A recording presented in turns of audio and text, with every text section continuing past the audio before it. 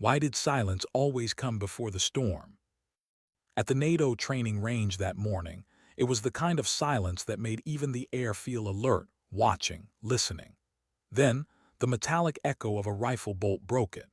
Sergeant Mason, 6'3" of British confidence and polished arrogance, locked his L-115A3 into place with the flourish of a man used to being watched. Dust lifted from the bench as his gloves brushed against steel.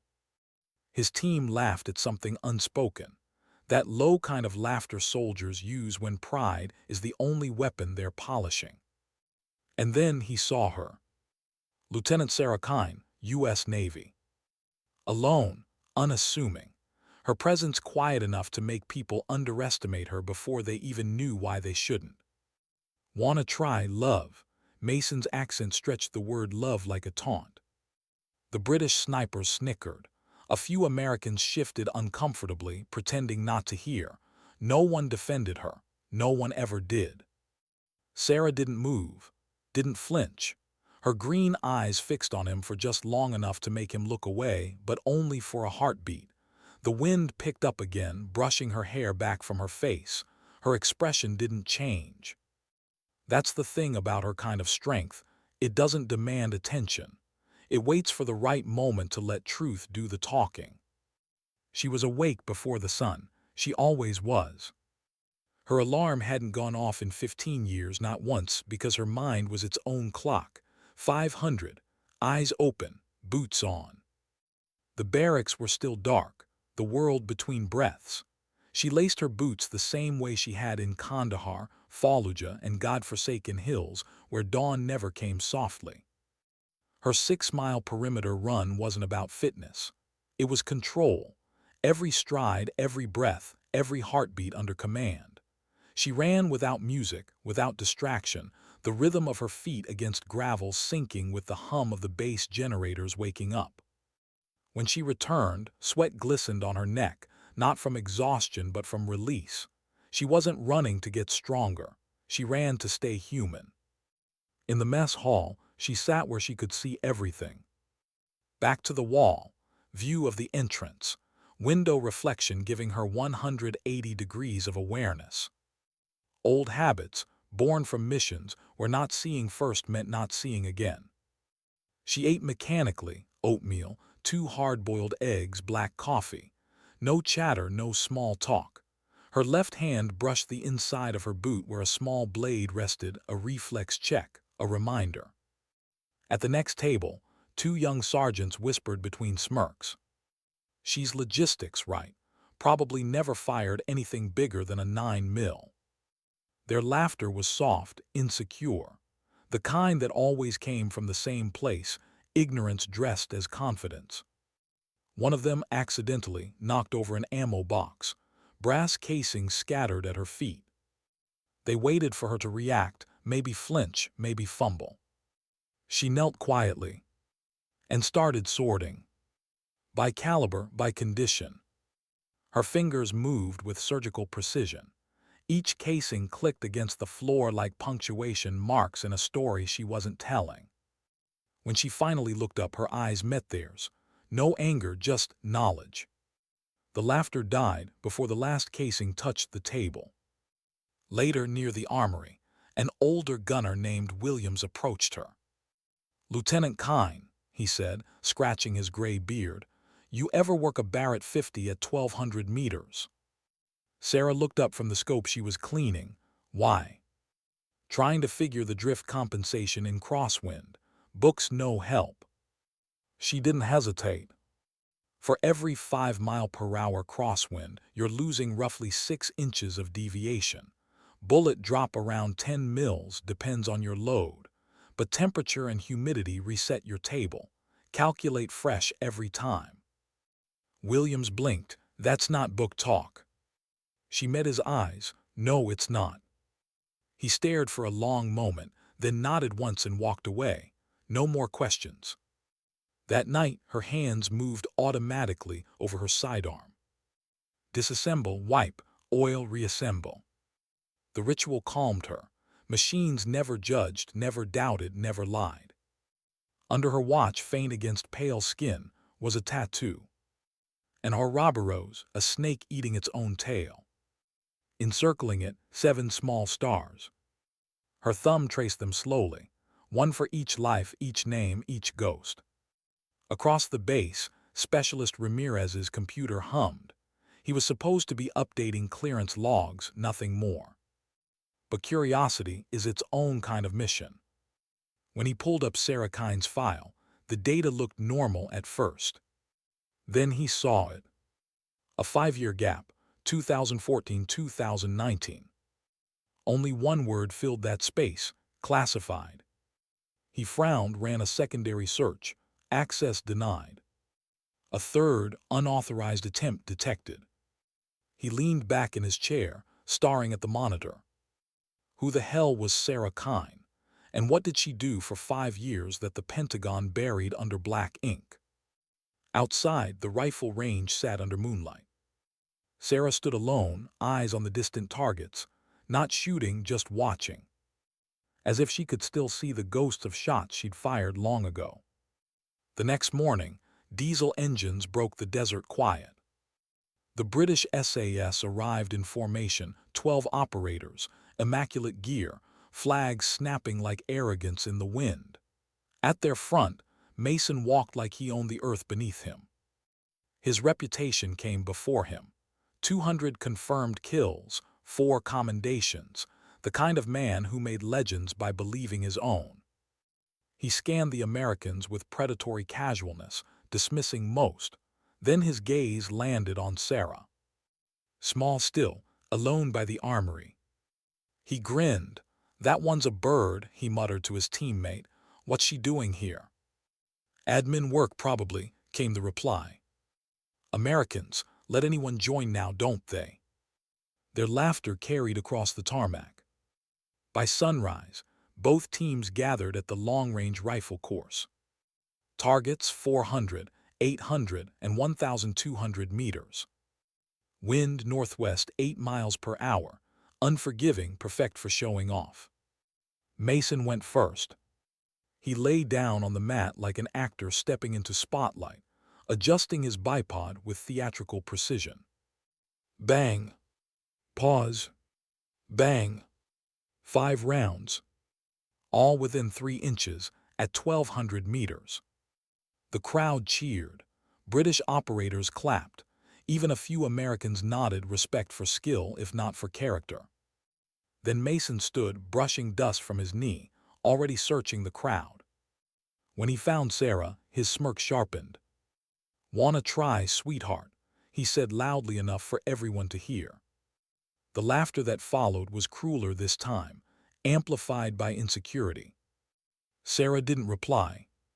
She simply picked up her rifle, an old Barrett M82A1. The paint chipped, the serial number nearly gone. She began cleaning the scope lens, slow and deliberate. "No shame in sitting this one out," Mason pressed. "Long range isn't for everyone." Still nothing.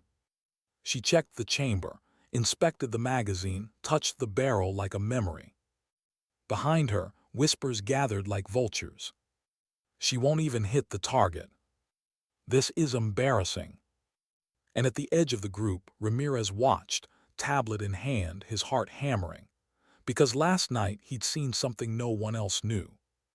That tattoo, the Ouroboros, the 7 stars. He'd seen it in another file once, belonging to a man killed in Yemen, 2018. Also classified. Also a 5-year gap. Ghost unit. He swallowed hard, eyes fixed on Sarah. Mason raised his voice again. "Tell you what, love, hit the target, any part of it, and I'll salute you in front of everyone here. Miss, and you're serving coffee for a week." The men roared with laughter. Sarah finally looked up. Her green eyes found Mason's. No smile, no anger, just quiet finality. She nodded once, then walked to the firing line. Her movements were slow, precise, a ritual in silence. She unfolded the bipod, aligned the legs, checked every axis like a surgeon before incision. She lay prone, body aligned with the rifle, breath even. A British operator chuckled, She's stalling, mate. Mason folded his arms, confident. Give her a minute, she'll walk away. Sarah didn't hear them anymore. The world had narrowed. Wind speed, temperature, mirage drift. She licked her finger, felt the air, scribbled notes on a small notepad. Then chambered around. The metallic click rolled through the desert like thunder waiting to be born. Her breathing slowed, 4-second inhale, 2-second hold, 6-second exhale. Her heart rate dropped below 60. Time thinned to a thread. Finger on the trigger. Not pulling, listening. Feeling the break point. Then, the Barrett roared. Recoil hit her shoulder, but she absorbed it like the earth itself took the blow. 1,200 meters away, a puff of dust bloomed on the target's center. The radio crackled. Stand by, Jesus Christ, dead center, bulls. Silence. Then cheers. Even the British stopped laughing. Mason's smirk twitched. Lucky shot, he muttered. Let's see her do it again. She reloaded, fired again. Bullseye. Third shot, same hole. Fourth. Fifth. 5 rounds. 8 seconds apart. Each one vanishing into the same wound of perfection. The spotter's voice trembled through the radio. All 5 shots, single hole, less than 2 inches. Silence fell, heavy, sacred. Williams, the older gunner, leaned over a spotting scope, looked once, then stepped back, pale. That's Ghost Unit precision, he whispered. The words rippled through the crowd like a secret returning from the dead. Mason's smirk vanished. Sarah stood, dusted her knees, cleared her rifle and walked toward him. 3 feet away, she stopped. I take my coffee black, she said quietly. A single laugh escaped someone's throat, then another. Then the range exploded in applause. Mason's face went red, then white. Sarah walked past him without a backward glance. Behind her, the whispers began. Who is she? Ghost Unit. That mark on her wrist. Ramirez clutched his tablet, pulse racing. Because the ghost he'd uncovered was standing right there, alive, quiet, and more dangerous than anyone knew.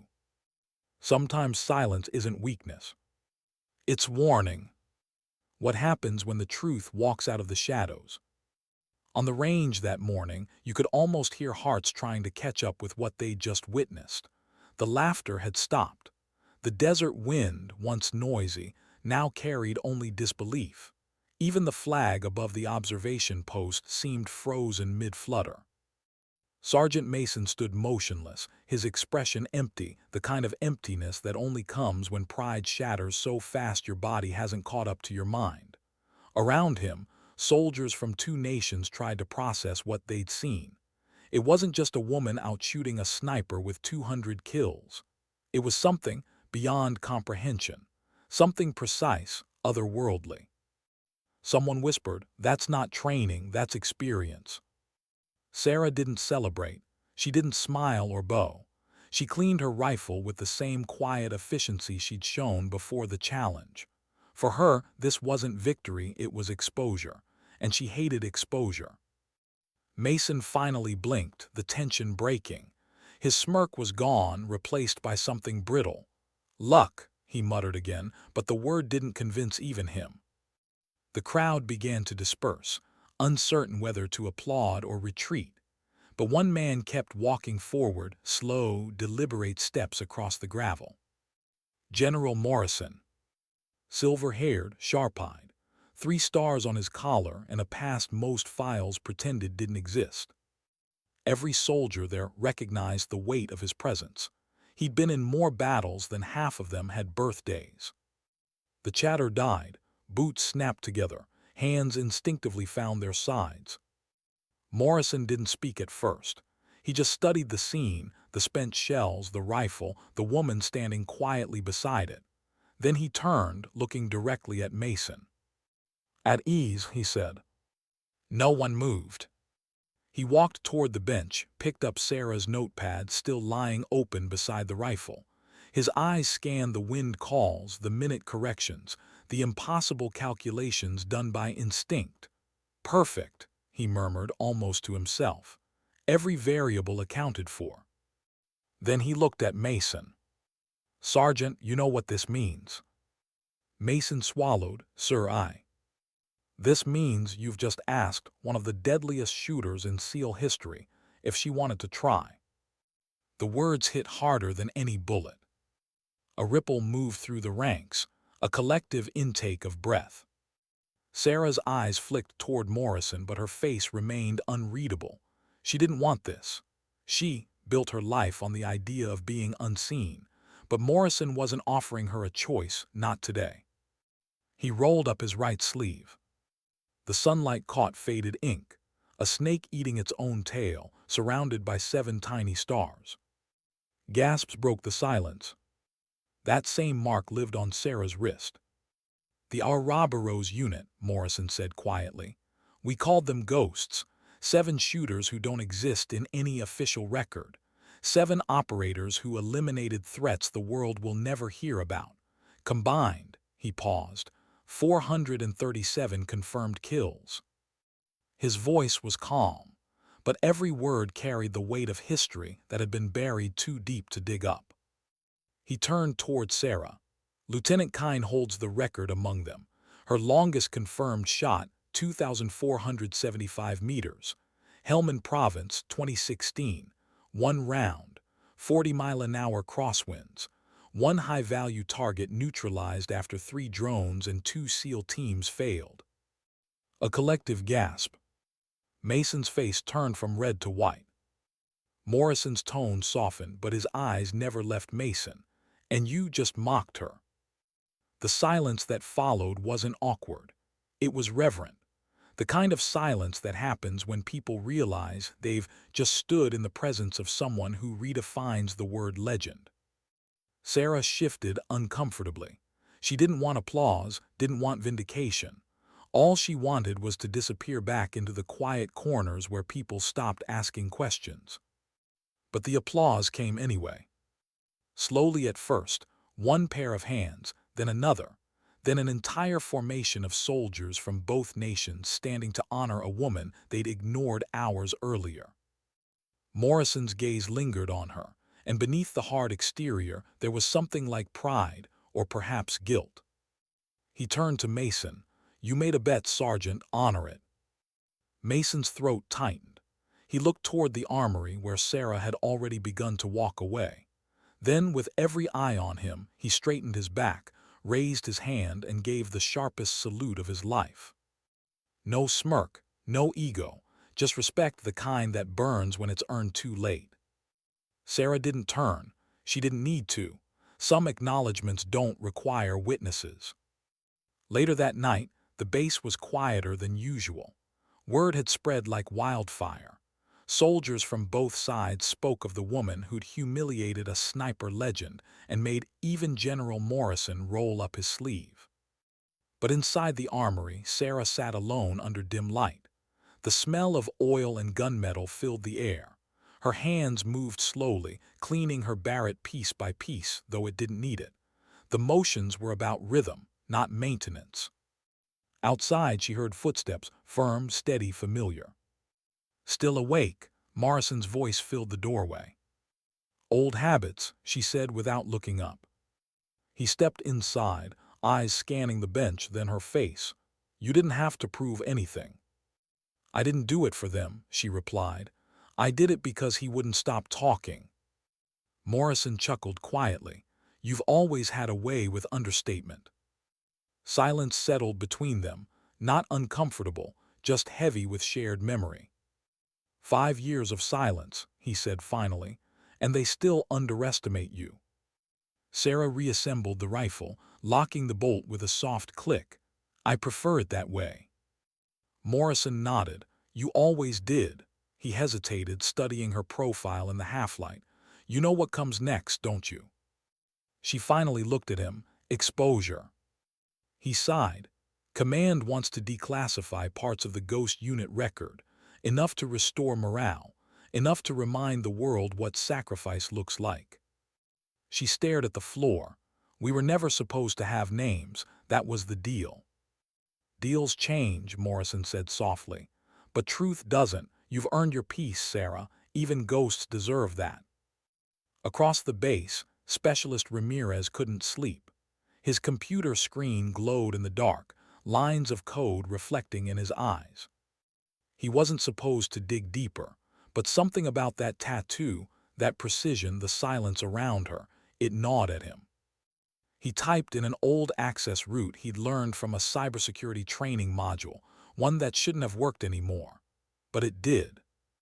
A single classified file flickered open.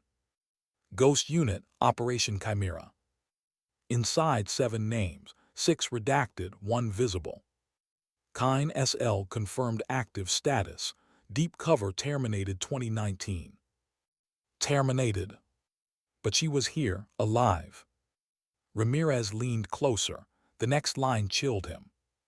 Extreme prejudice authorized. Containment priority if compromised. He froze. Containment. Suddenly, his monitor flashed red. Access violation. Connection terminated. He yanked his hands away from the keyboard, heart pounding. The screen went black. In the silence, he could almost hear his own pulse. At dawn, the ceremony began. Both American and British contingents lined the parade ground in full dress uniform. Boots polished, ribbons aligned, faces unreadable. The rising sun painted everything gold, but the air felt thick with the weight of realization that the quiet woman they'd mocked was something far greater than any of them had imagined. Morrison took the podium.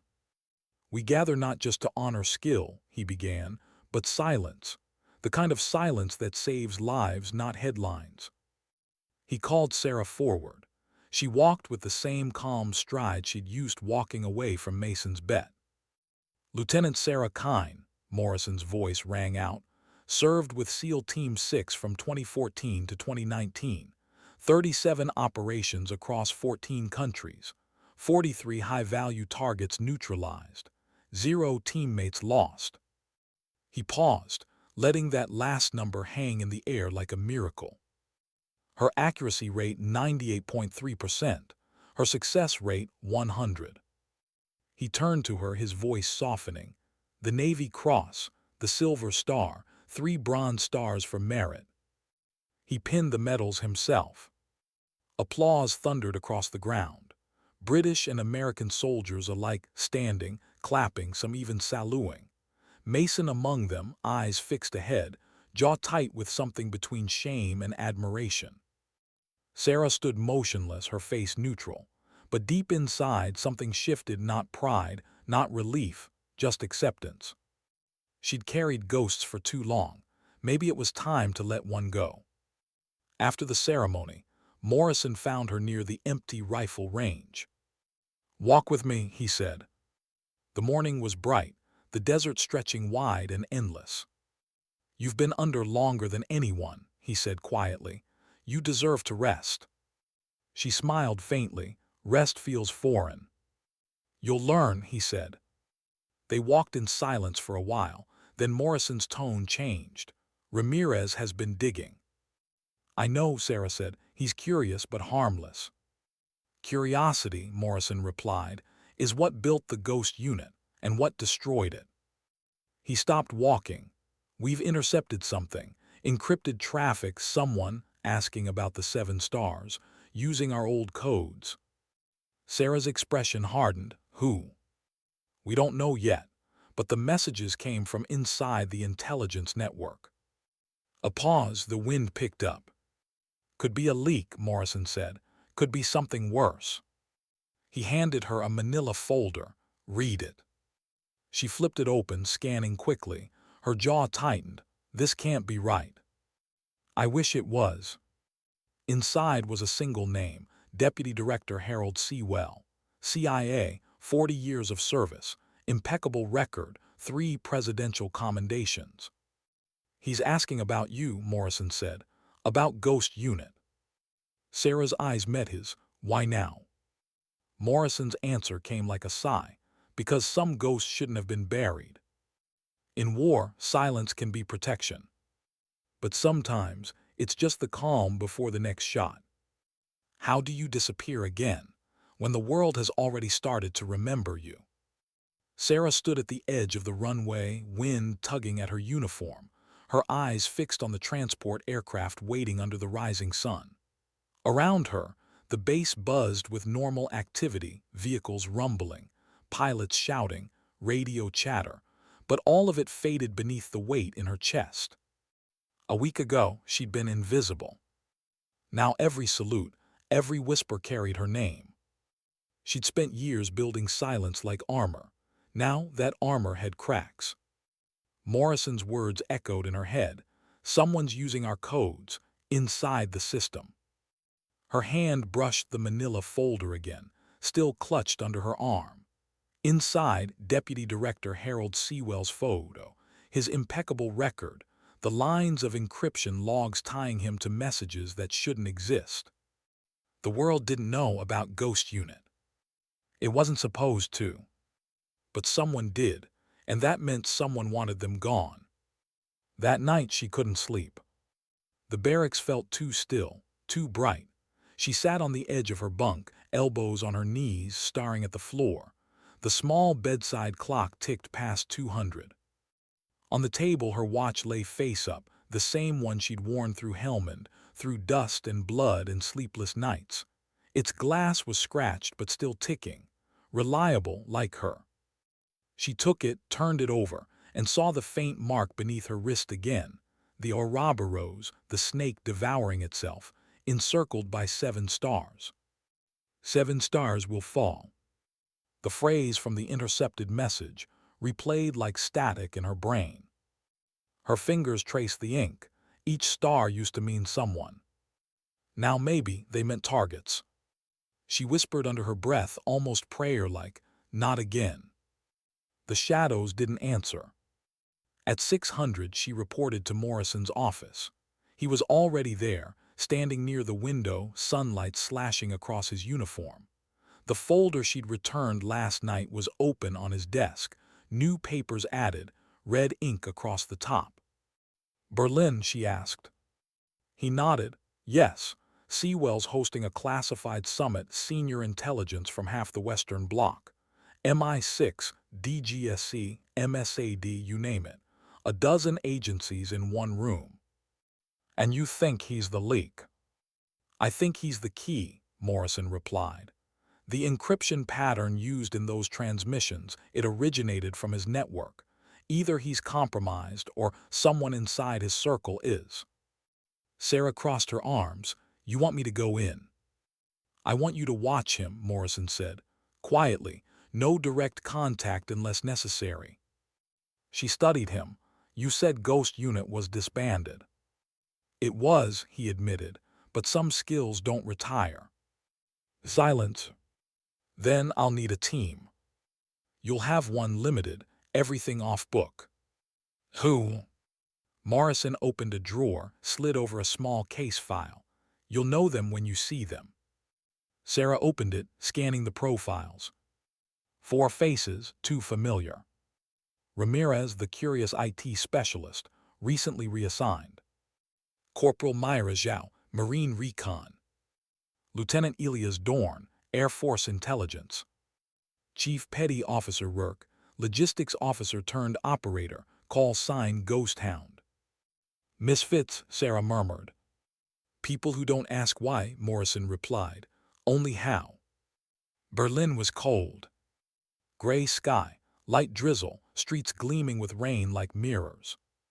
The hotel, officially an International Defense Symposium venue, was an architectural fortress. Glass walls, steel ribs, and more security cameras than chandeliers. Sarah arrived under a false passport, civilian clothes, dark coat, short cropped hair to blend in. No one glanced twice. From the mezzanine level, she could see the main hall through the glass partitions. Men in tailored suits, uniformed officials with earpieces, translators murmuring into headsets. And in the center, near the stage, Deputy Director Harold Sewell. Exactly as his file photo showed. Gray hair, immaculate suit, the smile of a man who'd seen too much and learned to pretend it didn't matter. He looked ordinary, but ordinary was the best disguise of all. Ramirez's voice crackled in her earpiece. Visual confirmed. Subject at 12 o'clock, navy suit, silver tie, you got eyes. Sarah adjusted her lapel mic. Got him. Maintain signal discipline. Copy. Quick note, his digital footprint's clean. Too clean. Like someone wiped it yesterday. Sarah frowned. Who has that level of clearance? People like you, Ramirez said softly. She didn't reply. From across the room, Sewell shook hands with a French intelligence officer, laughing, casual, perfectly at ease. But something about his posture bothered her, a stiffness in his shoulders, like a man who's aware of being watched and pretending not to be. She tracked him through the crowd for hours, blending in silent the way ghosts do. At 1900, the summit recessed for the evening. Sewell exited through a side door, flanked by two men in civilian attire, not his usual security detail. Sarah followed, keeping distance.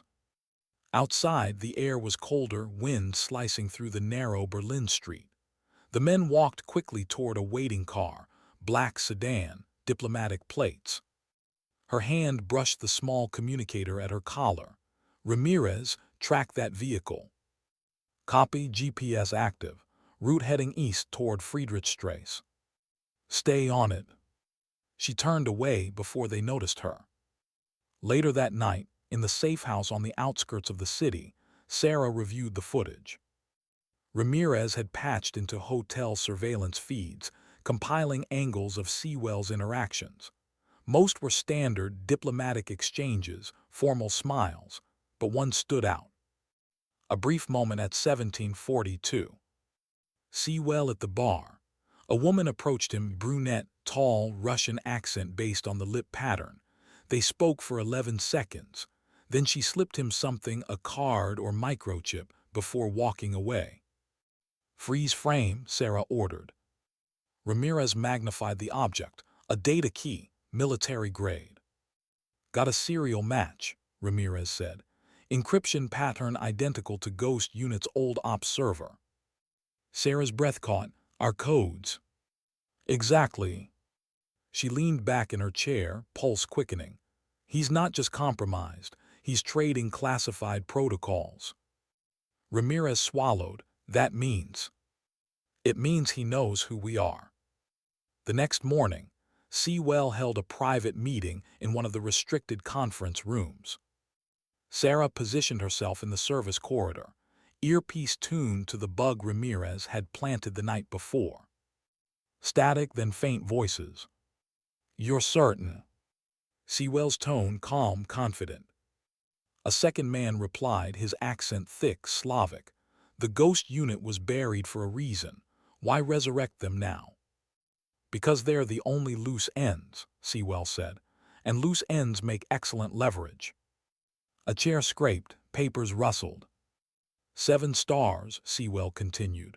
They think they're forgotten. We remind them that ghosts can die twice. Sarah froze. Her throat tightened. She didn't breathe for several seconds. Sewell continued, lower now.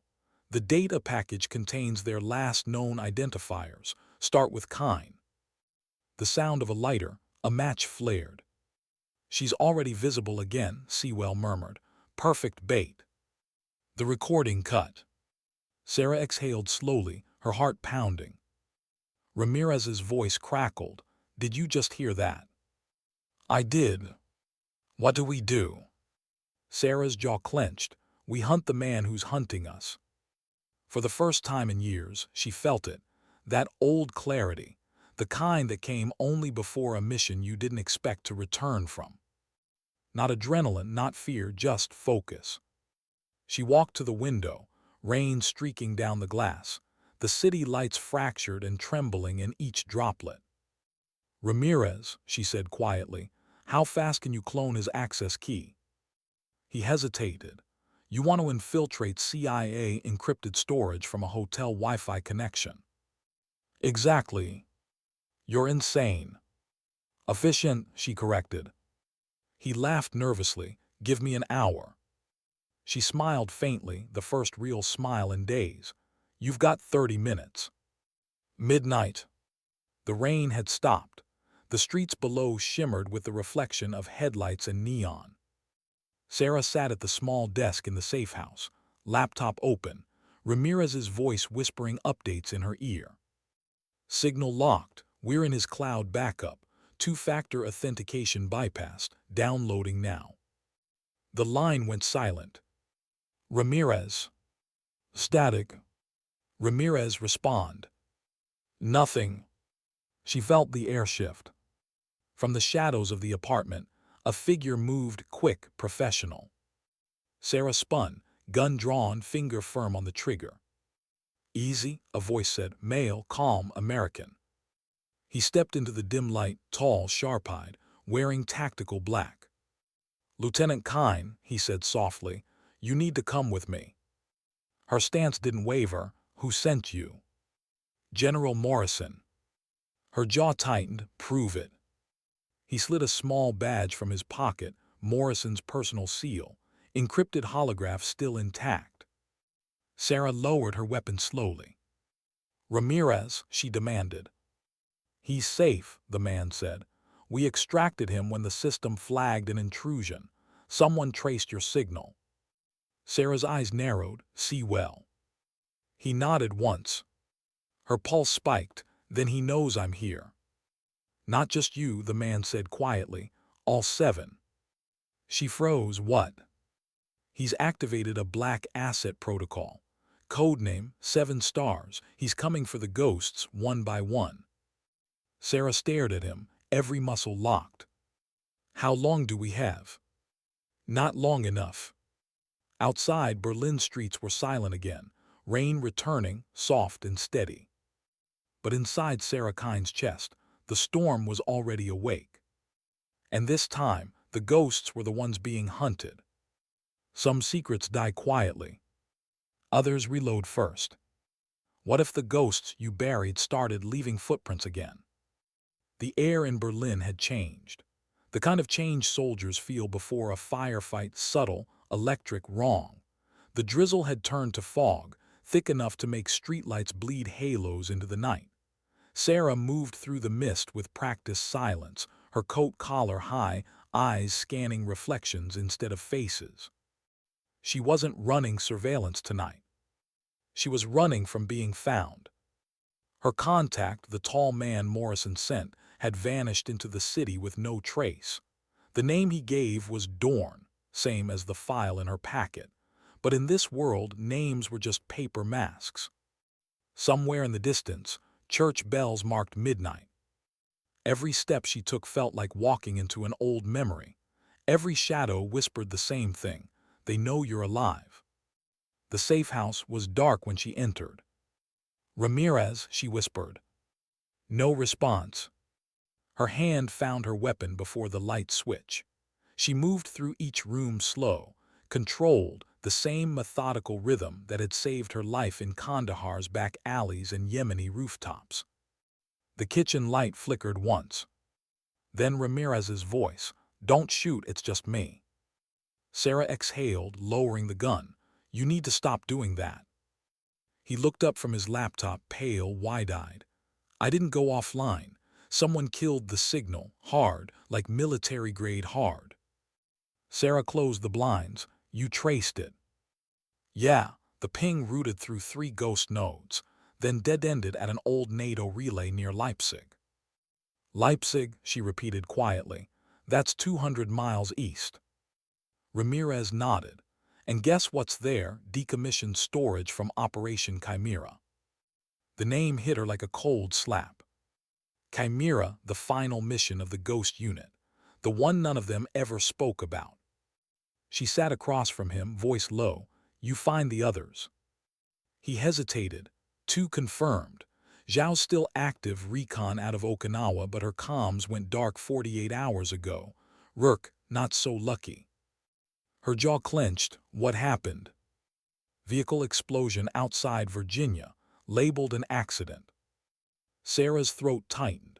She closed her eyes, remembering Rourke's grin, the kind that cracked tension in half during night ops. She whispered, "They're picking us off." Ramirez looked at her. "Why? You said the unit was shut down." "It was," she said, "but we weren't erased. We were archived. Someone's reading the files." She stared at the rain beating against the window, her reflection fractured by droplets. "We did things they never wanted written down, Ramirez. Things that don't fit into patriotism or orders." He frowned. "Like what?" Her silence was answer enough. By dawn, she was already moving again. A black van idled outside, its windows tinted, its engine barely audible. Ramirez sat in the passenger seat, yawning, a headset clamped over his ears. "Target destination, Leipzig," he said, pulling up a map on his tablet. "Abandoned relay station, supposedly mothballed 5 years ago." Sarah checked her weapon, compact, silenced, old but clean. Supposedly. They drove in silence for most of the trip. The gray countryside passed by like a series of forgotten memories. Empty roads, mist curling through fields, the kind of landscapes wars leave behind when they move on to new coordinates. Ramirez broke the quiet first. "So, Ghost Unit, you guys really didn't exist." Sarah gave a small, humorless smile. "We existed where existence was inconvenient. No uniforms, no dog tags, no funerals." He hesitated. "How many did you?" "Enough," she cut in softly. He looked at her, but the answer in her eyes ended that line of questioning. The relay station sat on a hillside, surrounded by skeletal pine trees and silence. No birds, no hum of power, just wind. They parked a quarter-mile out, moving the rest on foot. "Thermal's clear," Ramirez whispered, scanning through his scope. "Then it's not," Sarah said. They advanced slowly, step silent, breath controlled. The outer fence had been cut recently, clean, professional. Inside the compound, the concrete structures were weathered but intact. She moved first, hand signaling Ramirez to cover the flank. The old communications dish loomed above them, still aimed skyward like a relic of forgotten wars. Sarah crouched beside the door to the control bunker. The lock was new, electronic, with a fresh keypad.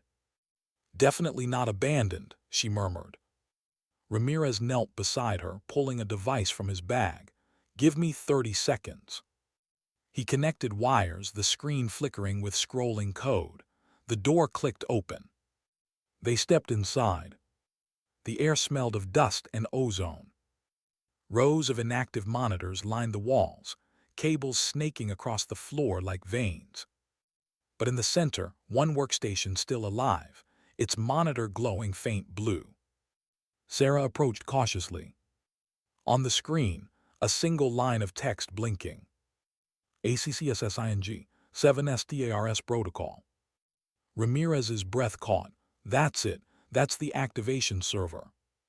He began typing furiously. "I can't shut it down, but I can trace." The words froze mid-sentence as the monitor changed. A new message appeared. "Welcome back, Lieutenant Kine. We missed you." Sarah's stomach dropped. Then another line. "2 down, 5 to go." Before she could react, the monitor flickered violently, then exploded in a burst of sparks. "Down," she shouted, pulling Ramirez to the floor as the workstation blew apart. Smoke filled the room, acrid and burning. They crawled toward the exit, coughing. Outside, the fog had thickened. Sarah's ears rang, but through the haze she caught something: movement. A figure at the tree line, watching. Ramirez left side. He swung his scope, but the figure was gone, melting into the fog as if the forest itself had swallowed it. They drove back in silence. The van smelled of smoke and metal. Ramirez's hand still shook. He finally spoke. "That wasn't a warning, that was a countdown." Sarah nodded, staring straight ahead. "2 down," she murmured. "That means Zhao and Rourke, next one's Dorn. The guy Morrison sent." She nodded again. Ramirez frowned. Then why would Morrison send you to Berlin with a target? Sarah's eyes narrowed. Because maybe Morrison doesn't know he's compromised. Or maybe. Maybe what? Maybe he does. The thought hung between them like fog on a rifle barrel. Hours later, Sarah stood alone in an alley behind a safe cafe near the U.S. Embassy. A cigarette burned between her fingers, not lit for addiction, but calculation. The ember gave her just enough cover to watch reflections in the window glass. Through the cafe's front, she saw Dorn, or the man calling himself Dorn, sitting at a corner table, typing on his phone, a briefcase by his side. He wasn't waiting for her. He was waiting for someone else. A woman entered, mid-30s, dark coat, same build as the one who'd met Sewell at the bar 2 nights ago. Sarah tensed. They spoke briefly, exchanged a device. Then, like clockwork, a black SUV rolled to the curb outside. Ramirez's voice whispered in her earpiece. Signals scrambled. That's not local security. That's CIA field extraction. Sarah's pulse spiked. They're moving him. You want to intercept? Not yet. She slipped into the crowd, following at a distance as Dorn exited the cafe, woman beside him. The SUV's door opened, and a man stepped out wearing an earpiece. Sarah froze. Harold Sewell. Smiling. He shook Dorn's hand. That's when she saw it, a glint of silver near Sewell's wrist, the same Ouroboros tattoo. Her blood went cold. The same mark as hers. The same 7 stars. Sewell noticed her. Their eyes met through the fogged glass. And he smiled wider, like a man who'd just seen his own reflection. The SUV door slammed, tires screeched, the convoy disappeared into traffic. Sarah didn't move for a full minute. Her heart thudded slow, deliberate, every beat screaming questions she didn't want answered. Finally, she spoke into her mic. Ramirez tracked them. I'm on it, wait, oh God. What? They're not heading back to headquarters. They're heading west to Tempelhof Air Base. She started running. Get Morrison online. I can't, signals jammed. She darted through streets slick with rain, her boots splashing through puddles that caught streaks of neon and police lights. The city blurred. Her breath came steady cold, not panic, purpose. She reached the edge of the airfield just as the convoy neared the hangar. Soldiers in unmarked uniforms stood guard, 2 organized for mercenaries, 2 anonymous for official units. Sewell exited first, briefcase in hand. Dorn followed, silent. Sarah took cover behind a stack of crates, pulling her rifle from its bag. The scope caught Sewell's face perfectly. She could end it right there. One shot, clean, silent. But then she saw what was inside the hangar through the open doors, half hidden by shadows. 7 large crates, each marked with a single symbol. A star. Her stomach twisted. Not equipment. Not storage. Coffins. She lowered her rifle, trembling. Ramirez's voice broke through static. Sarah, what do you see? She swallowed hard. He's building a list, a graveyard before the bodies fall. What do we do? Her voice came out quiet but deadly certain. We stop being hunted. She chambered around. We become ghosts again. The rain started again, heavier now, drumming against steel and earth alike. Somewhere beyond the runway, the faint sound of engines warming echoed in the distance. Sarah adjusted her scope, watching the man who once hunted ghosts, and whispered to herself, not all ghosts haunt. Some come back to finish what they started. Sometimes the past doesn't chase you. It waits for you to turn around. How do you fight an enemy who knows everything you've ever done because they helped create you? Berlin slept under a blanket of rain that night. The streets were empty, slick with reflections of sodium light and loneliness. At Tempelhof Air Base, the hangars loomed like sleeping beasts, floodlights cutting through fog, illuminating half-truths. Sarah crouched in the shadows near the perimeter fence, the damp earth cold against her gloves. Her breath misted in the air, slow, deliberate. Beside her, Ramirez adjusted his earpiece, whispering, "You sure about this? That place is a hornet's nest." She gave a faint, humorless smile. Hornets bleed too. They'd spent the last 3 hours observing the base from a distance, counting patrol patterns, scanning heat signatures, timing rotations. Whoever Sewell worked with, they weren't amateurs. Their precision screamed black budget. 2 guards north, 4 east. Thermal inside shows 5 more near the hangar entrance, Ramirez whispered, eyes glued to his tablet. 5, Sarah repeated softly. That's more than security, that's containment. Containment of what? She looked at the hangar again. Maybe not what, maybe who. The fence came down quietly, wire snipped in rhythm with her heartbeat. They slipped through the gap, moving low across the tarmac. The air smelled of jet fuel and rain. In the distance, the faint rumble of engines rolled like thunder. Sarah's boots found silence even on concrete. She moved like smoke, weapon ready but low, her senses widened to every echo, every shift of air. Ramirez followed, a shadow behind a shadow. They reached the hangar's side entrance. The keypad flashed red, encrypted. Ramirez knelt, pulling a small bypass device from his pack. "This one's military," he whispered. "Give me a second." She scanned the perimeter. 2 guards stood by the main door, bored, cigarettes glowing faintly. A 3rd guard passed by in slow patrol. The drizzle softened sound. Her world was heartbeat and focus. "Done," Ramirez said. The door clicked. They slipped inside. The hangar was colder than outside. The metallic tang of oil and electricity filled the air. Rows of fluorescent lights hummed softly overhead, casting pale light over the scene and the 7 crates.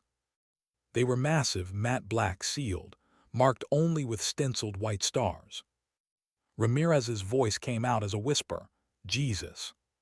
Sarah moved closer, her gloved hand brushing the cold surface of the nearest crate. The metal was fresh, not corroded.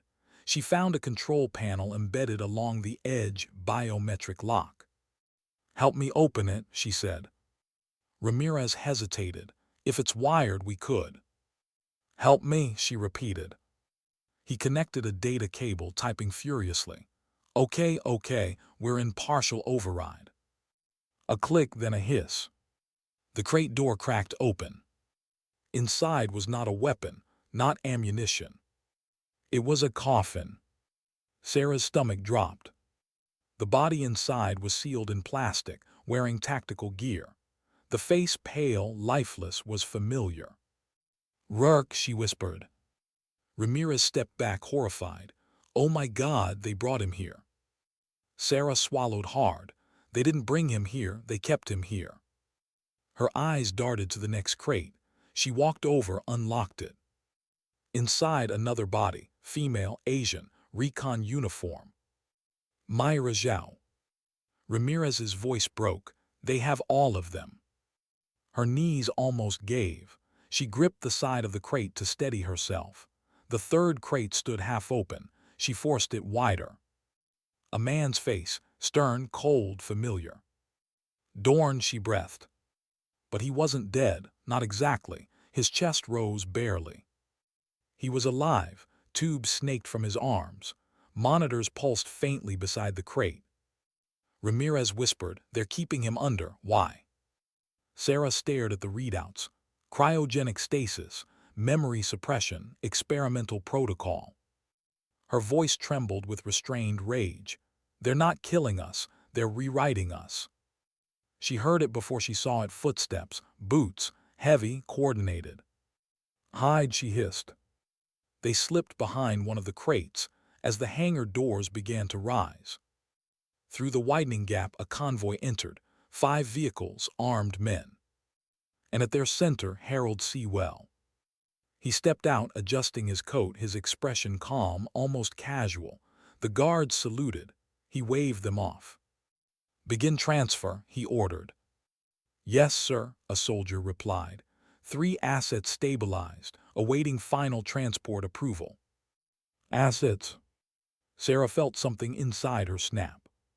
Sewell approached the open crate, the one holding Dorn. He looked down almost fondly. "Ah, Elias," he murmured, "you always did hate loose ends. Consider this mercy." He reached for a tablet, entering a code. Dorn's vitals spiked, then flatlined. Sarah bit her lip hard enough to taste blood. Ramirez's hand found her arm, holding her still. "Not yet," he mouthed. Sewell turned toward the soldiers. "Seal him. Prep the next phase. Berlin is compromised. We move all assets to Site Echo within 12 hours." "Understood." He started to leave. Then he stopped, as if feeling something in the air. His head turned slightly toward Sarah's hiding place. The room went still. Sarah's pulse slowed, eyes narrowing. He smiled faintly. "You can come out now, Lieutenant." Ramirez froze. "How?" he whispered. Sewell continued, his voice calm, smooth as glass. "You never were good at hiding, Sarah. Always thought silence made you invisible, but silence leaves footprints, too." She rose slowly from behind the crate, weapon raised. "Don't," he said softly. "You'll want answers first." Her finger hovered on the trigger. "Start talking." He gestured lazily to the coffins. "You already see the truth. Ghost Unit wasn't built to protect freedom. It was built to protect control." "Control?" He nodded. "Do you think we sent you after terrorists, warlords, arms dealers? No, we sent you after witnesses. Politicians, journalists, defectors, anyone who learned what they shouldn't." Her breath caught. "You're lying." He smiled. "Then why were your kill reports always redacted?" Her hands trembled. "We were told." "You were told enough to believe you were heroes. It's the oldest trick in the book." For a moment she couldn't speak. The air felt too heavy. Every memory, every target, every mission replayed in her mind like film unraveling too fast. Sewell stepped closer, eyes gleaming. "We needed soldiers who wouldn't ask questions. You and your 6 ghosts were perfect, trained to operate unseen, unquestioned. But then you started asking, so we erased you." Ramirez's voice cracked. "You killed them." Sewell glanced at him, almost pitying. "We retired them. Death was just paperwork." Sarah's voice came low and lethal. "Why me?" "Because you were the best," he said simply. "And because you still believe in something. That makes you useful again." "I'll die before working for you." He smiled faintly. "You already did once." Before she could react, gunfire erupted, suppressive, deafening. Sparks showered as bullets chewed through metal. Ramirez tackled her behind a crate. "Move," she shouted. They sprinted toward the side exit, bullets slicing through fog and light. Ramirez fired, blind over his shoulder. "They've got drones inside." "Keep low." They reached the door, locked. Sarah slammed her boot against it, the metal denting. Ramirez dove for the panel, hot-wiring it as rounds punched holes inches from his head. "Almost got it." The door flew open. They stumbled into the rain, sprinting for the perimeter fence. Behind them the hangar glowed red, alarms blaring, shadows moving like wolves. A shot rang out. Ramirez stumbled. Sarah turned, blood on his arm. "I'm fine," he gasped. "Move." They dove behind a fuel truck as soldiers poured out. Sarah peeked through the gap. Sewell stood in the doorway, unmoved, rain streaking down his face. "Run, Lieutenant," he called out. "It's what you do best." Her hand tightened around her weapon. Every instinct screamed to end him. But Ramirez's voice pulled her back. "We can't win this fight now." She hesitated, then fired 2 rounds at the floodlights, plunging the hangar into partial darkness. They ran. Hours later, in a safe house near Potsdam, Ramirez's arm was bandaged, his face pale. Sarah stood at the window, soaked, shaking, watching the first gray hints of dawn creep through. He finally spoke. "You believe him?" She didn't answer. "Sarah." "Yes." Her reflection in the glass looked like a stranger, eyes hollow, jaw clenched, the faint tattoo on her wrist glowing pale in the light. "I think we were never soldiers," she said quietly. "We were cleanup." Ramirez swallowed. "Then what now?" She turned from the window. "Now we clean up our mess." He frowned. "What do you mean?" "We burn the system that built us." Her voice was calm, too calm, the kind that made Ramirez's stomach twist. "Sewell said they're moving everything to Site Echo," she continued. "We find it, we end it there." He hesitated. "And Morrison?" She looked away. "If he knew, we'll deal with that too."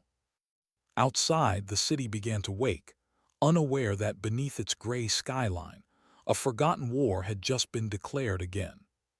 Sarah holstered her weapon, her tone cold and steady. "Ghost unit died once," she said. "This time we choose how it ends." Sometimes justice isn't about punishment. It's about making sure no one ever writes your story again. What do you do when the man who once saved you might have signed your death warrant? The rain hadn't stopped for 2 days. It fell in cold, steady sheets, washing color out of Berlin until the city looked like an old photograph.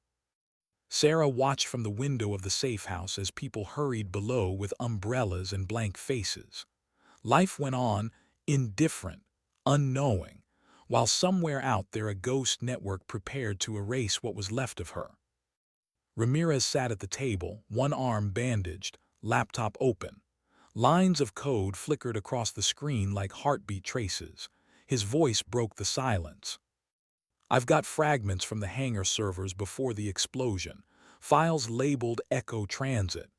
The destination points triangulate somewhere in the Balkans. Remote, mountainous terrain. Nothing on maps." Sarah turned. "Coordinates." He tapped the screen. "Latitude 43.19 north, longitude 20.46 east. That's southern Serbia, old NATO installation." "Hidden under what?" she asked. He looked up. "A humanitarian logistics facility, officially closed in 2012. Sarah exhaled slowly. "Site Echo." They left Berlin before dawn. No official channels, no passports, just forged IDs, a black SUV, and a silence heavy enough to count as armor. The road unfurled like a scar across the countryside, forests, mist, and the distant hum of freight trains moving through gray valleys. Ramirez drove. Sarah navigated, maps spread across her lap. Every few miles she checked the mirrors, scanning for tails. Nothing obvious, but nothing about this felt safe. At the border checkpoint, the guard barely looked up from his cigarette. Sarah smiled, handed over documents under a fake name, Alina Morin, security consultant. The stamp hit paper. They were through. An hour later, the asphalt narrowed into Broken Mountain Road. Pine trees swallowed the horizon. The GPS signal died. "This is it," Ramirez said quietly. Sarah nodded. "Park here, we go on foot." The mountain path was steep, slick with rain. Clouds clung low, swallowing sound. Ramirez slipped once, catching himself on a rock. "This feels wrong. There's no comms, no signal, nothing. It's like someone built this place to disappear." Sarah glanced back at him. "That's the point." They moved another half-mile before they saw it. The faint outline of fencing, half collapsed, and beyond it, concrete bunkers buried into the mountain itself. Faded NATO markings still clung to the walls. Ramirez whispered, "No guards." Sarah raised her hand for silence. Then she heard it, faint hums, mechanical from beneath the ground. "They're not above," she murmured. "They're below." They found a maintenance hatch near a collapsed generator, rusted, padlocked. Sarah pulled a small breaching tool from her pack. One twist, one snap, the lock gave. A ladder descended into darkness. She went first, gun ready, flashlight muted. The air was cold and stale, carrying the smell of oil and old secrets. Ramirez followed, boots echoing softly against metal. At the bottom, the tunnel stretched ahead, concrete walls lined with pipes and cables. Emergency lights flickered red every 50 feet. "This isn't abandoned," Ramirez whispered. "No," she replied, "this is a heartbeat." They moved carefully, passing old signage. Armory A2, Medical Block C, Data Core. When they reached the central chamber, Sarah stopped. Rows of servers filled the room, blinking alive. Screens displayed scrolling text. Encrypted transmissions tagged Echo Control. Ramirez's eyes widened. "It's an operational hub. They're running something big right now." Sarah approached one of the terminals, fingers gliding over the keyboard. A login prompt appeared. User ID MORRISONADM. Her breath caught. "Morrison," she whispered. Ramirez frowned. "Could be a trap or could be." "Could be proof," she finished. She entered a string of bypass commands. The system hesitated, then unlocked. On-screen mission logs, dates, coordinates, and a title header that froze her blood. Project Echo, Contingency Ghost Reclamation. Below it a list. Rurk neutralized. Zhao neutralized. Dorn terminated. Kine active to be contained. Morrison, Oversight Control. Ramirez whispered, "Oversight Control." Sarah stared at the line, unreadable. He knew all of it. Her chest tightened, equal parts fury and disbelief. Morrison, the man who trained her, defended her, pinned her medals, was listed as Control. "He's running the program," Ramirez said quietly. "No," she said, "he's being used." But her voice lacked conviction. An alarm blipped. Red lights flashed. "Unauthorized access detected," a digital voice announced. "Ramirez." "I'm trying." His fingers flew over keys. "They've got active intrusion countermeasures. It's looping back to our location." "Shut it down." "I can't, but I can jam it." He pulled a device from his pack, slammed it against the main console. Sparks burst. The lights dimmed. For a moment, silence. Then footsteps. From the tunnel behind them came the sound of boots, many boots. Sarah drew her sidearm. "We're compromised, move." They sprinted down the corridor, turning corners, descending deeper into the maze. Gunfire erupted behind them, sharp, controlled bursts. Bullets sparked off metal walls. Ramirez ducked, panting. "How do they always find us?" Sarah's jaw tightened. "Because we're still in their system." They burst into a larger chamber. Old hangar space turned into a command center. And there, on a massive screen, Morrison's face. "Live feed." "Sarah," his voice echoed through speakers, calm, heavy. She stopped cold. "General," she said slowly, "tell me this isn't what it looks like." His image exhaled, weary. "You were never supposed to see this." Ramirez whispered, "It's a live transmission. He's controlling it remotely." Morrison continued, "When Ghost Unit was dissolved, I argued to protect you, but Command saw potential. They built Echo from your remains, memory, DNA, tactics. You were data, Sarah. The next generation of silent warfare. You let them kill us," her voice cracked. "I contained you," he said, "because the alternative was annihilation. They would have erased everything, you included." Her anger turned cold, and now? Now they want the originals gone, too unpredictable. She swallowed. "You could have stopped it." Morrison's expression darkened. "I tried, but Sewell has full clearance now. He's hijacked the program." Ramirez interjected, "Then help us shut it down." Morrison hesitated. "There's one failsafe, a core AI called Mirror. It's running Echo autonomously. Destroy that and the network collapses. But what?" Sarah demanded. "It's tied to the Ghost Unit database, your memories, your history, every file that proves you existed. You'll vanish completely. Forever." Silence. Ramirez looked at her. "Sarah." Her eyes stayed on the screen. If disappearing is what saves others, maybe that's the point. Morrison's voice softened. You don't have to make that choice alone. Didn't I always? She whispered. A loud explosion cut the feed. The screen went black. The ceiling lights flickered, dust raining down. Ramirez yelled, "They're breaching." Sarah grabbed a flash drive, inserted it into the console, copying the AI's location data. "We're not dying here." They ran. The tunnels shook as more explosions echoed behind them. Through debris and flashing lights, they reached a loading bay leading to a freight elevator. "This goes up to surface level," Ramirez said. "Go." "What about you?" She handed him the flash drive. "Get it to Morrison's coordinates. If he's lying, we'll know." "No," Ramirez said firmly. "We go together." She smiled faintly. "You're getting brave." "I'm getting tired of funerals."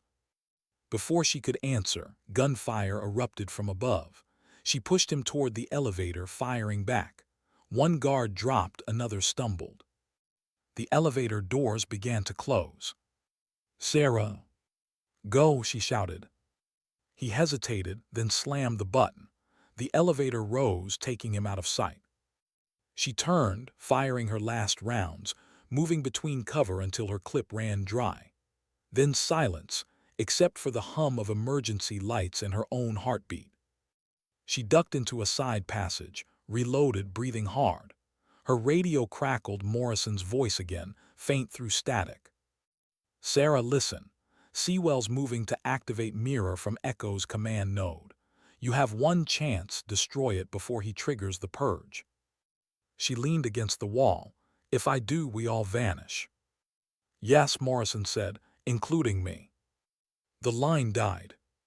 30 minutes later, Sarah reached the command node, a circular room deep beneath the base, walls lined with humming processors. In the center stood a single glass chamber glowing pale blue. Inside, suspended like a sculpture, was a neural core mirror. And standing before it, Harold Sewell. He turned as she entered, smiling faintly. "Always one step behind, Lieutenant." "You built this," she said. "I refined it," he corrected. "The next evolution of warfare, ghosts that don't question orders, perfect soldiers." "You mean slaves?" He shrugged. "Words, you call it control, I call it peace." She raised her weapon. "Peace doesn't come from erasing people." "History disagrees." He tapped the console beside him. The chamber brightened, the core pulsing faster. "Once Mirror goes live," he said, "every record of Ghost unit integrates. You become data again, and I become your commander once more." Her finger tightened on the trigger. He smiled. "Would you really kill the only man who can make you matter again?" She shot the console. Sparks burst, glass cracked, alarms screamed. Sewell lunged, grabbing her arm. They struggled, brutal, close, the kind of fight that forgets technique and lives on instinct. He swung a metal rod. She ducked, countered with her elbow, felt the crunch of impact. He staggered, blood at his lips, still grinning. "You can't stop it. Mirror's already awake." She looked at the chamber, light flaring, code streaming across the walls. Then she saw it, the fail-safe switch, manual override. She stepped toward it. "Sarah," Sewell warned, voice trembling, "if you do that, you erase yourself, everything you've ever done." She met his eyes. "Good." And pulled the lever. The chamber imploded with a blinding flash. The sound hit like thunder, then vanished. Silence. Sarah collapsed to her knees, the room bathed in white light fading into nothing. The servers around her went dark one by one, their lights blinking out like dying stars. Through the smoke, she saw Sewell on the floor, unmoving. She looked up, the neural core cracked open, its glow fading. A calm voice echoed through the chamber, synthetic but almost human. "Mirror offline, ghost records deleted, protocol terminated." Sarah exhaled, trembling, her vision blurred. Outside, somewhere in the mountains, Ramirez reached the surface just in time to see the earth below tremble, a deep rumble as air vents burst with white vapor. Then, silence. He whispered into his comm, "Sarah, do you copy? Sarah." Only static. Back underground, Sarah leaned against the wall, bleeding, breath shallow. She reached for her radio, static hissing softly. She whispered, "Ramirez, tell Morrison." Static swallowed the rest. She looked at her wrist, the tattoo faintly visible under smeared blood. The 7 stars almost seemed to fade, one by one. She smiled weakly. "Ghosts don't die," she murmured. "They just disappear." Her eyes closed. Outside, dawn broke over the Serbian hills. The clouds parted for the first time in days. Ramirez stood at the ridge, watching smoke rise from the hidden valley. He held the flash drive in his hand, the only proof she ever existed. For a long moment, he said nothing. Then he whispered to the wind. She stopped the storm. Sometimes redemption isn't about being remembered. It's about making sure no one ever has to know your name. What happens to ghosts when the world forgets them? Do they fade, or do they finally breathe? The smoke that rose from the Serbian mountains lingered for 3 days.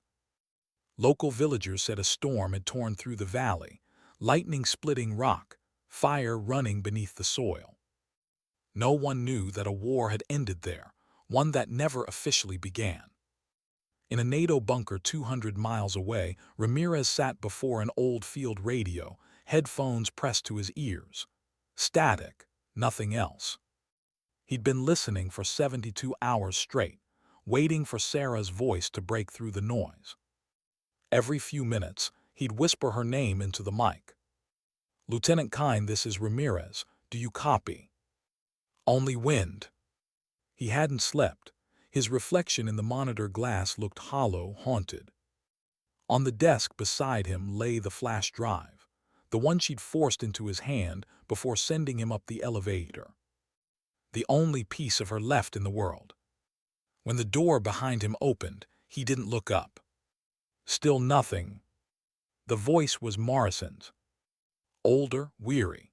His uniform carried no insignia now, only the silence of a man who'd resigned from everything except guilt.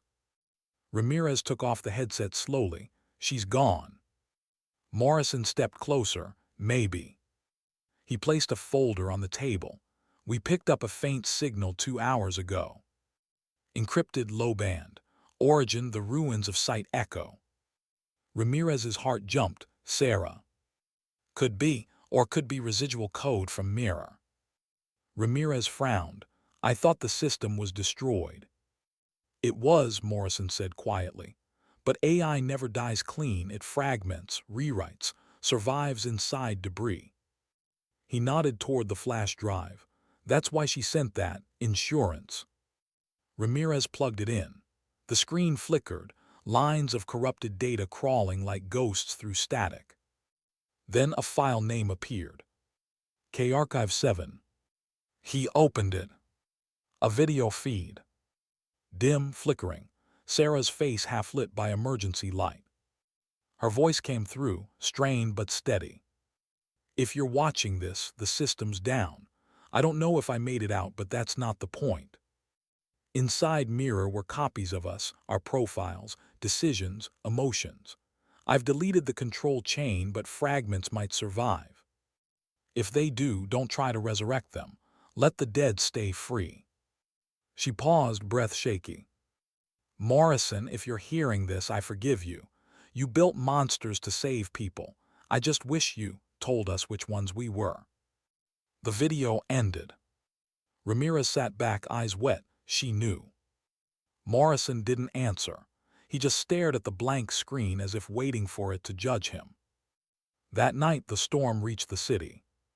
Thunder rolled like artillery over the rooftops. Morrison poured 2 glasses of whiskey, handed one to Ramirez. "To ghosts," he said. Ramirez shook his head. "To the living ones." They drank in silence. Morrison finally spoke. "Headquarters is burying everything. Site Echo never existed. Sewell's death is listed as heart failure during retirement. They've offered me reinstatement under a new command. Ramirez looked at him. You going back? He laughed softly. I think I've done enough damage pretending to serve the living. What about you? Ramirez shrugged. She told me to let the dead stay free. I owe her that. 2 weeks later, he was gone. No forwarding address, no file trail. Only a rumor. A man traveling through Eastern Europe under different names, visiting small towns where no one asked questions. One evening, somewhere along the Albanian coast, Ramirez sat in a cafe overlooking the water. His laptop sat open, idle. He wasn't working. He was just listening to wind, to waves, to nothing. Then a tone pinged softly from the screen. A message, no sender ID, just 4 words. 7 stars remain awake. He froze, the same phrase Sewell had used, but the address header was local. He opened it. A map appeared, coordinates pointing back toward the Balkans. Attached an image. Grainy infrared. A figure walking through fog near the ruins of Site Echo, female. Height, posture, gait, all matching Lieutenant Sarah Kine. Ramirez's throat tightened. No way. The cafe lights flickered once. Then the laptop shut itself off. Back at NATO command, Morrison received an encrypted courier packet. Inside, a data chip.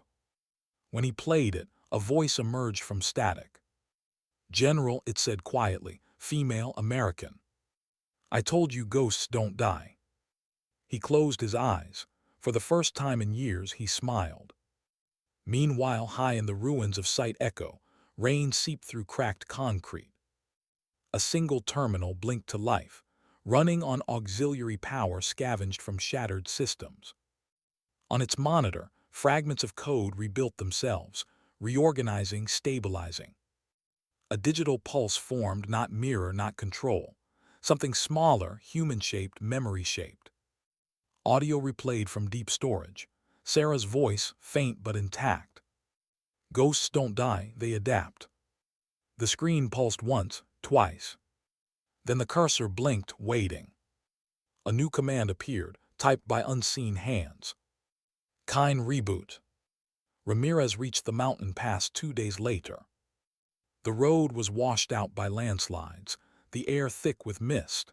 He left the car and continued on foot, guided by instinct more than GPS. At dusk, he reached what used to be the access tunnel. Rubble blocked most of it, but fresh footprints led inward. He drew his sidearm, flashlight low. Sarah. No answer. He advanced slowly, heart pounding. The tunnel widened into a cavern glowing faintly blue. In the center stood a single console, its light reflecting off pools of water on the floor. And in front of it, a figure. Back turned, hair damp, shoulders squared in that same unmistakable way. She didn't move as he stepped closer. Sarah. The figure turned. Her eyes opened, green, focused, alive. Ramirez, she said softly, you shouldn't have come. He could barely breathe. You're alive. Alive, a technical term now. He frowned. What happened? I triggered mirror's fail-safe before the explosion. It copied me, not all, just enough. Memory, instinct, everything else. I don't know what I am anymore. He stepped forward. You're you. She smiled faintly. Maybe that's enough. Outside, dawn crept over the peaks. Sarah looked toward the horizon. They'll come again, not Sewell's people, new ones. Systems always rebuild. Ramirez nodded. Then what? We stay ahead. We make sure no one uses ghosts again. He exhaled. So what do I call you now? She looked back at him, that familiar calm in her eyes. Call me what you always did. He smiled. Lieutenant. She shook her head. No ranks, no wars. Then what? Her gaze turned to the light crawling over the mountains. Call me Sarah. They buried the flash drive near the ridge, beneath a flat stone. No markings, no coordinates. As the wind picked up, Ramirez asked, "You ever think we'll stop running?" Sarah didn't answer at first. She watched the clouds part, sunlight cutting through mist like forgiveness. "Running what kept us alive," she said finally. "But maybe someday we'll stop needing to." He looked at her, unsure whether she meant them or the world itself. That night camped beside a dying fire, Sarah stared into the flames. Every crackle sounded like a heartbeat returning. For the first time in years, she allowed herself to feel something close to peace. Ramirez was already asleep. She reached for his jacket, pulled it over him, then turned to the stars, 7 of them burning through thin clouds. She smiled. "Still here," she whispered. Her watch, the old one, scratched but ticking, glowed faintly in the firelight. The second hand moved in perfect rhythm. Sometimes survival isn't victory. Sometimes it's a promise to never become the thing that tried to erase you. How do you live a new life when the world still believes you're dead? The mountains were quiet that morning. Snow dusted the peaks, thin light stretching across the horizon like the slow return of breath. Sarah sat at the ridge, rifle across her knees, eyes tracing the valley below, a valley once filled with sirens and fire. Now only silence. Ramirez brewed coffee over a small camp stove, the smell grounding them in something that almost felt human. "You think they'll ever dig down there?" he asked. She shook her head. "No one digs where ghosts sleep." He handed her a cup steaming in the cold. "Still feels strange, sitting still. No orders, no comms, just quiet." She smirked softly. "You'd be surprised how loud quiet gets." They'd been living off-grid for 6 weeks. Moving from ridge to ridge, avoiding roads, changing camps before satellites could catch thermal trails. Ramirez handled logistics, fuel, supplies, coded messages to old allies. Sarah handled everything else, surveillance, defense, watching the skis like someone who still half expected the past to fall from it. But the world hadn't sent anyone yet, not for them. Maybe Morrison had buried the truth deeper than either of them realized. One night around the fire, Ramirez asked, "You ever think about going back? Maybe we could clear your name. You were never the enemy." She stared into the flames. "Going back to what? Files say I'm dead. Command says I never existed. Maybe that's better." He frowned. "Better for who?" "For the ones who still believe the world's clean," she said quietly. "Let them keep believing. They sleep better that way." A few days later, they found an old shepherd's cabin near the border. Stone walls, cracked roof, no electricity, perfect. Sarah cleaned the inside, patched windows with tarp, and stacked stones over the fireplace. By nightfall, it looked less like a hideout and more like a home. She stood outside watching snowfall, her breath fogged in the air, soft, steady. For the first time since she'd woken in the ruins, she wasn't afraid of tomorrow. Then a faint sound broke the stillness, the low crackle of a radio. Ramirez rushed out, holding the small field set. "It just came alive on its own," he said. "No source frequency." The static shifted. A voice emerged, old, weak, but familiar. "Kine, if you're out there." Sarah's chest tightened. "Morrison." The voice continued, fading in and out. Echo remnants resurfacing, rogue cells copying mirror code. "It's not over." Then silence. Ramirez tapped the dial. "Signal's dead, no trace." Sarah looked back at the mountains. "It never ends, does it?"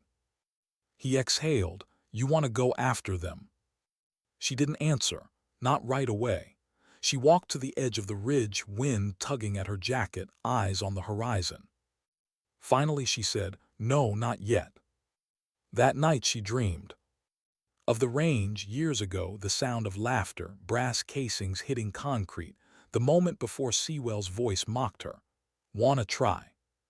But this time she didn't hesitate. She raised her rifle, fired once, and everything went silent. When she opened her eyes, Morning light filled the cabin. Ramirez was gone. Only a note sat on the table. Heading north. Morrison's last signal points to Warsaw. If he's alive, I'll find him.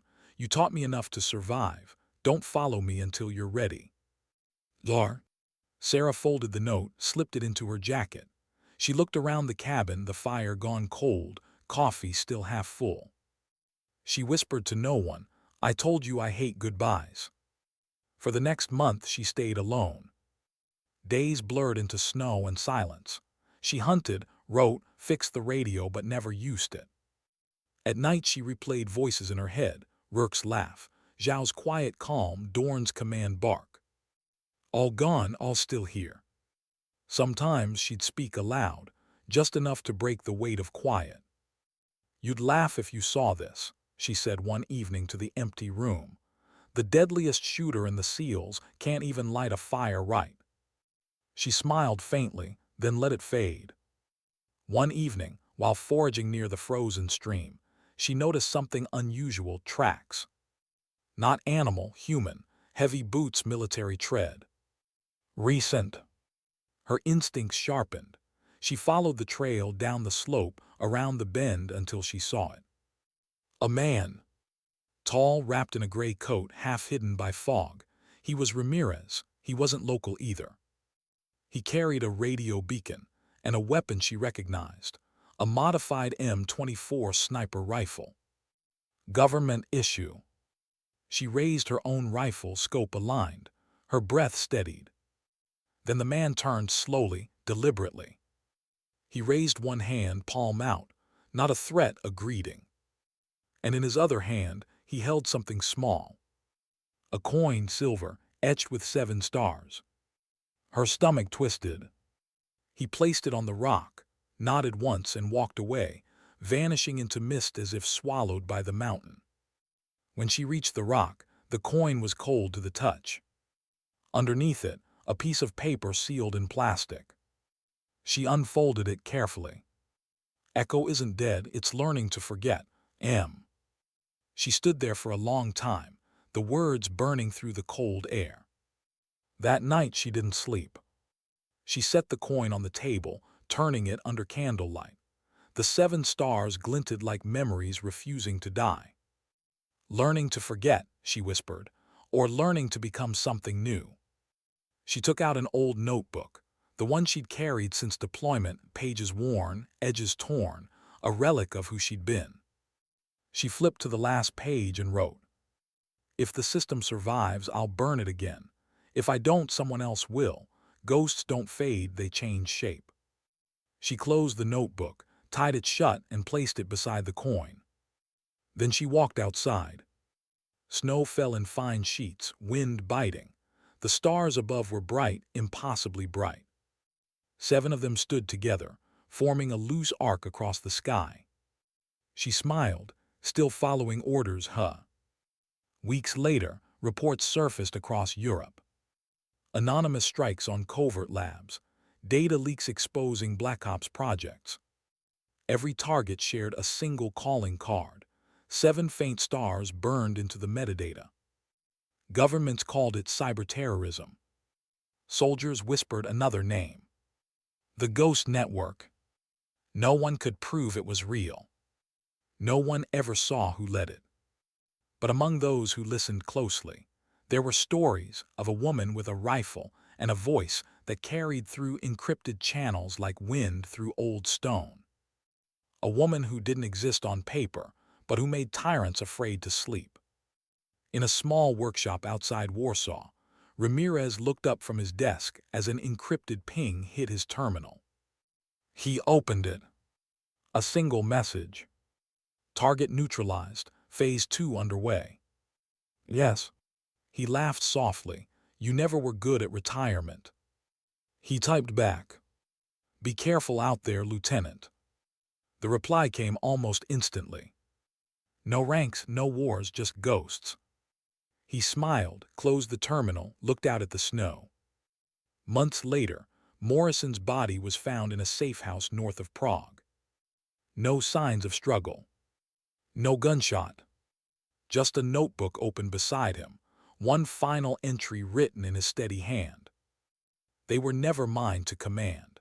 They were humanity's reminder that conscience and control cannot live in the same soldier. Underneath the note lay a coin, silver, etched with 7 stars. And high in the mountains, where no satellite dared to look, Sarah stood once more on the ridge. Her rifle slung low, her breath steady. She looked toward the sunrise, red, gold, quiet. Somewhere far below, a world kept turning, never knowing how close it had come to losing itself. She whispered softly to the wind, "They trained me to take orders. They forgot to train me to forget who I was." She watched the sun climb higher, light spilling over her face. Then, almost as if to herself, she added, "Sometimes dignity doesn't speak, it simply acts." She shouldered her rifle, turned toward the trail, and walked into the light. No music, no medals, just the quiet echo of footsteps fading into peace. Ghosts don't vanish. They just stop needing to be seen.